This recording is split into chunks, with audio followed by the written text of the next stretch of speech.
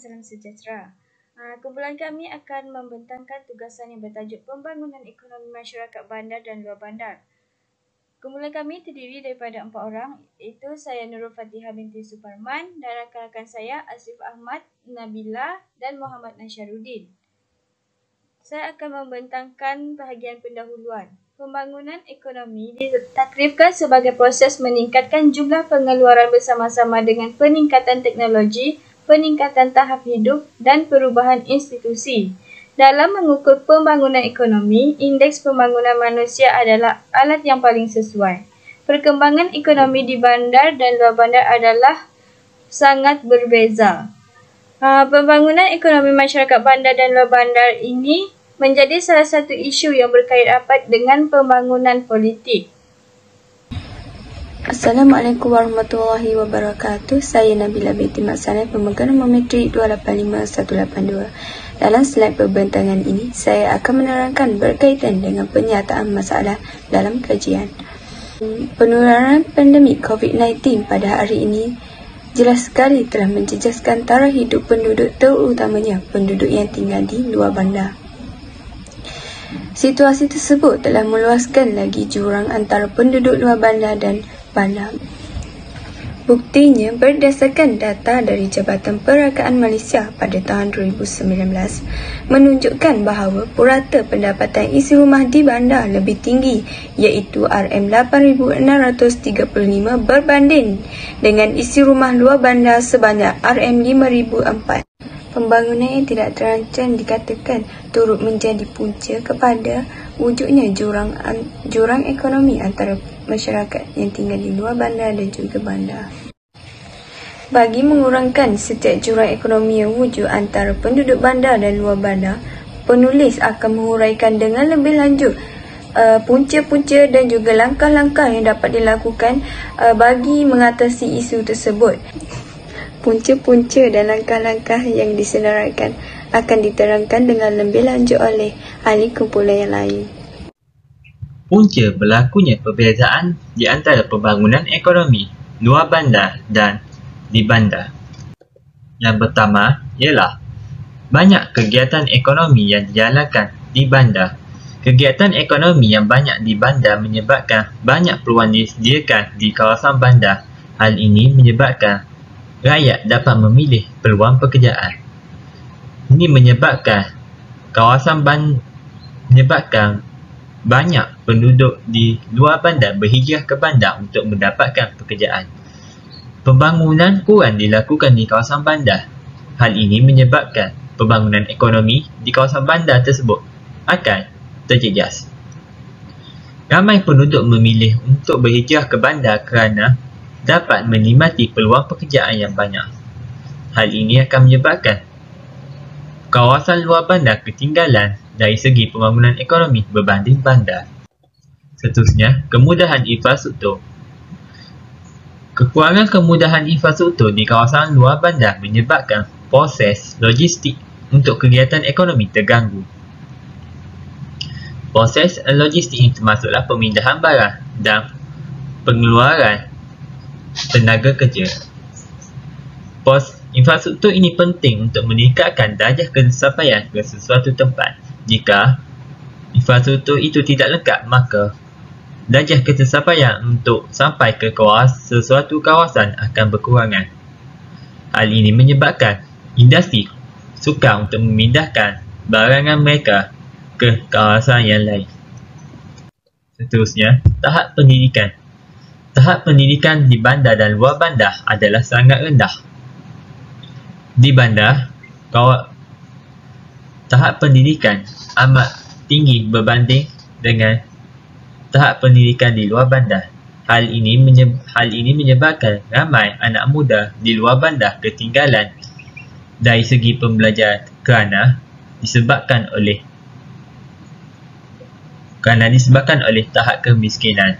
Di bandar, banyak kemudahan yang disediakan seperti bantuan pendidikan dan lain-lain lagi. Dengan itu, kawasan luar bandar kekurangan tenaga mahir. Ia akan menyebabkan industri di kawasan luar bandar terjejas kerana kekurangan tenaga mahir. Hal ini akan menyebabkan pembangunan ekonomi di luar bandar ketinggalan berbanding bandar. Kaedah untuk menyelesaikan masalah ini. Yang pertama, dasar atau polisi yang berfokus daripada kerajaan. Kerajaan hendaklah memfokuskan pembangunan di kawasan luar bandar berbanding bandar. Dengan fokus ini, kawasan luar bandar dapat dibangunkan seiring dengan kawasan bandar. Dengan itu, kawasan luar bandar akan menjadi maju dan dapat menarik minat penduduk bandar untuk bermigrasi ke luar bandar.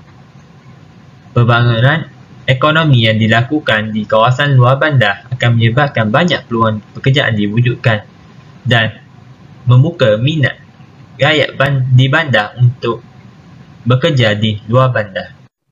Seterusnya, memberi kemahiran atau latihan kepada latihan dan kemahiran ini penting untuk penduduk yang tinggal di kawasan luar bandar kerana mereka dapat mengetahui menggunakan teknologi terkini. Dengan kemahiran atau latihan yang diberikan, mereka dapat berdaya saing untuk membangunkan ekonomi luar bandar seiring dengan pembangunan ekonomi di bandar. Melalui ilmu yang mereka pelajari ini juga, mereka dapat menggunakan ilmu ini untuk membuka peluang pekerjaan kepada orang lain untuk bekerja dengan mereka. Dengan itu, orang lain dapat manfaat daripada mereka. Pembangunan ekonomi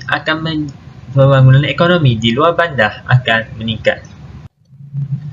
Seterusnya, meningkatkan infrastruktur. Infrastruktur merupakan sesuatu yang penting untuk mewujudkan kawasan bandar. Infrastruktur ini penting untuk mewujudkan pembangunan ekonomi di luar bandar.